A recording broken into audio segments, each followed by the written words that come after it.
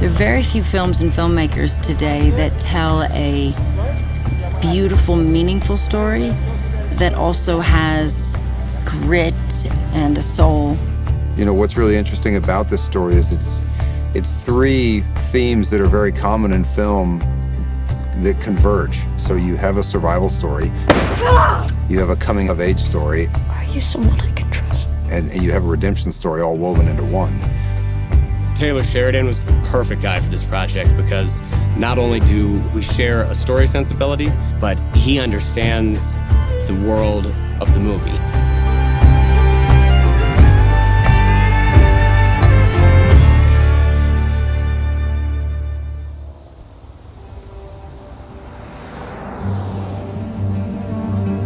As much as I can ever make the world feel a character, I want to do that.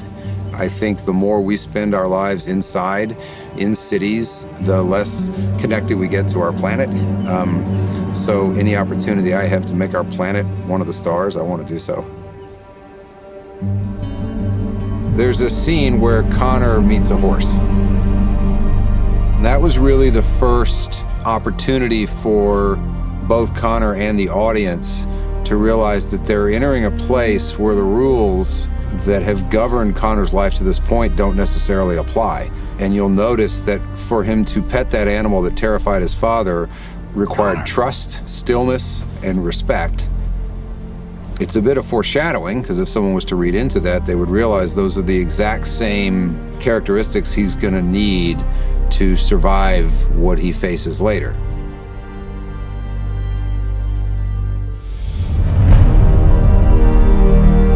It's set in Montana, but we couldn't shoot there. So we're in New Mexico, and it's a very particular world. To tell this story, we've had to travel far and wide. We very much wanted to present in a real way. There wasn't a world of special effects and CGI. For me, the big thing about New Mexico is that it has such an interesting and diverse topography that it can kind of be a lot of things. We've been able to sort of find locations that, are city-based, are high in the, Montana forest, though some of them have been remote. I think the locations that we've shot here in New Mexico are beautiful. We're shooting this in natural environments where we are wrestling with surprise lightning storms and windstorms and, microclimates and weather changing every 5 minutes. And doing that within a structure of a schedule, that's what's the most challenging. Wait for me, downhill! Now. The tricky part about it being staged in Montana and us working in New Mexico is that you have to go to a certain elevation in order to get the trees that match Montana. So almost every place that we've gone to has been higher elevation, higher up in the mountains, and usually that means pretty long drives to places. When I initially heard New Mexico, I'm thinking, okay, can they pull off something that looks remotely like the world I imagined? And they've exceeded that. I mean, we were up at 9,000 feet, and it's just surreal. One of the locations that we filmed in Jemez Spring was a ranch, and we actually filmed there because there was previously a forest fire a few years ago. And during that forest fire, a good amount of it was actually burned out, and we needed a location that looked burned out for some post-fire work that we had. So we were able to kind of use both things to make it work, especially because that part of New Mexico is beautiful and it has the right trees and sort of all the elements that we were looking for. We're at altitude, it's exhausting, we're dirty. And I'm so happy to be pushed by somebody to just toughen up and get dirty and sweaty and do things I've never done and feel very capable. Right now, I think Taylor Sheridan's a great American storyteller. He understands the West, he understands the wilderness, he understands what it means to survive and to live off the land. He just has an understanding of the characters and what the truth is of what they'd be doing, and of the landscapes and the environments and all those sorts of things. So what could become very movie-like in other directors' hands, he manages to ground in a very real way. Taylor, as a writer and director, is very kind of tight and efficient, and it's all about kind of serving the story. So I quite like having a functional role in that storytelling mode. as in it's all quite lean and economic. It's a visual medium. People don't have to talk too much. Taylor has definitely helped me. He knows what he wants, and he will get it. He will push you to get it, but I'm really grateful for it because it all looks absolutely amazing.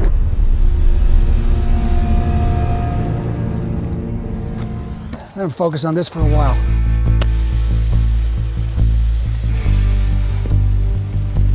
Fire was a great catalyst for our climax and our resolution. Certainly used with the intent of evil or villainous properties from those who started it, but then it takes on a life of its own, and that life is its natural purpose. Keep it open, shake it. I have so much respect for smoke jumpers. I think this time that we've all spent doing a film about people that do this kind of service and live this way is very much a part of America that is very special. And essentially what they do is they jump out of planes and get into these roadless areas behind fires and either set back burns or cut brakes and try to control and shift and move the fire into a place where it can go out. It's an incredibly dangerous job, and one that involves a lot of courage and teamwork. Get your goddamn shelter! Directing these sequences that are happening adjacent to a forest fire, it's something I haven't seen before. There's a look and a visceral danger that I think comes across in the frame.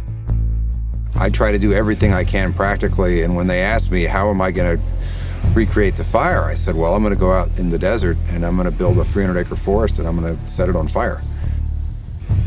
And that's what we did. So we've built our own forest here on the back lot. It's been built so that it's contained and we're not in a live forest, and we don't risk creating a real forest fire. And this is kind of our playground to be able to do what we want with the trees. So if we do want to light one on fire completely, we can, and we're not harming any other forests. Jolie, go! Go, Jolie, go!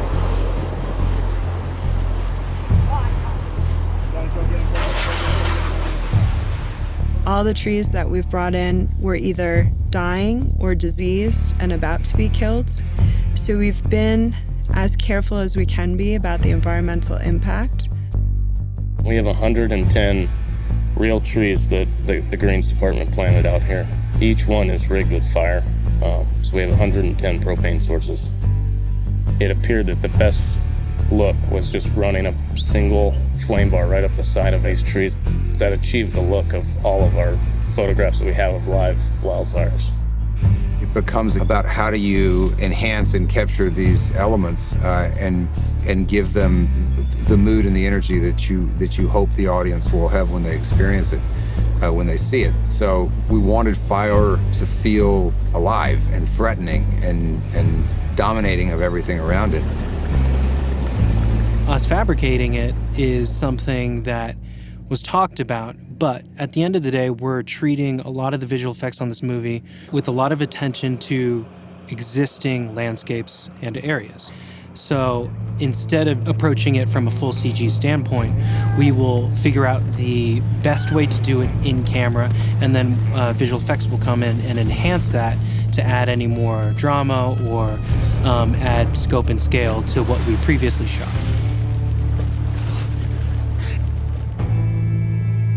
So essentially, of course, building a 60-foot practical fire tower is a little bit cumbersome in film world. So the base fire tower, which is a 30-foot structure that essentially is being built out there, where I will extend the cabin all the way up to 60 feet in all its glory.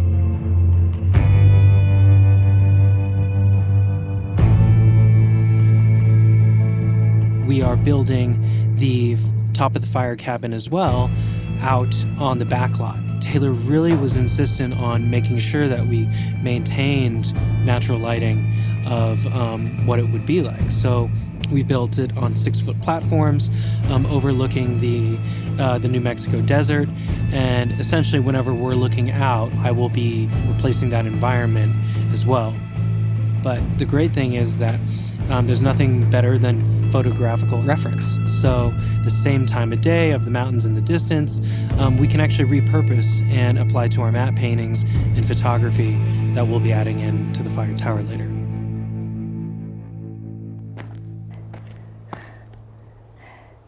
What are you gonna do? Arrest me? Huh?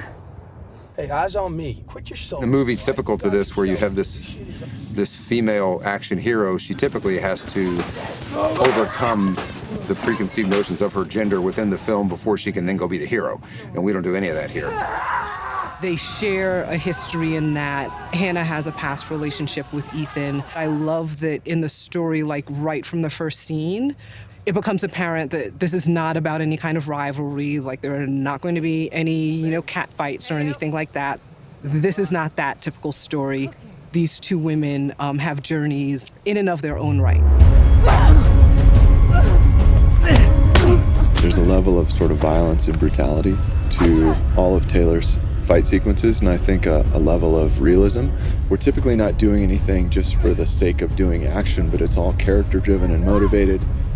There is a brutality and a darkness there, and I think that Taylor's not interested in indulging that. I think he wants it to feel real. He doesn't want to glamorize it. But I think that's good, and I think it's good that Taylor has those things in the film. I think it's important not just to talk about certain things, but to actually see it. And both the women in this movie get hurt pretty bad. We fight back, but the brutality is real, and it's not softened, and it shouldn't be. I'll show you what happens if you run and hide.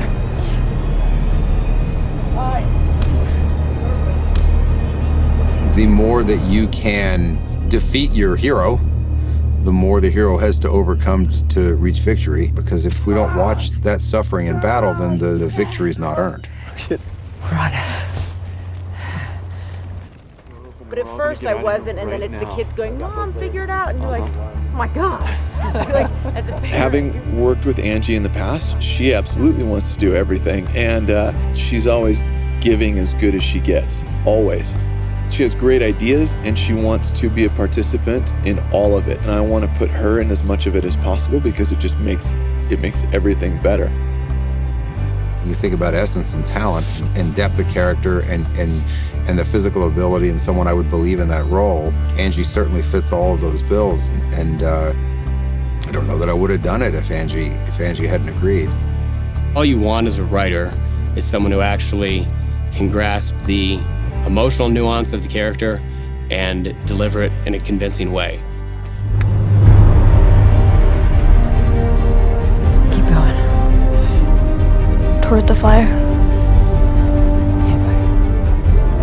It's a very emotional film about people who are in different places in their life, who, through encountering each other and through going through this journey together, have a great impact on each other and change each other. If somebody's going to pay money to see a story that I tell, I want them to be riveted from the minute they sit down till the credits roll. That's my job.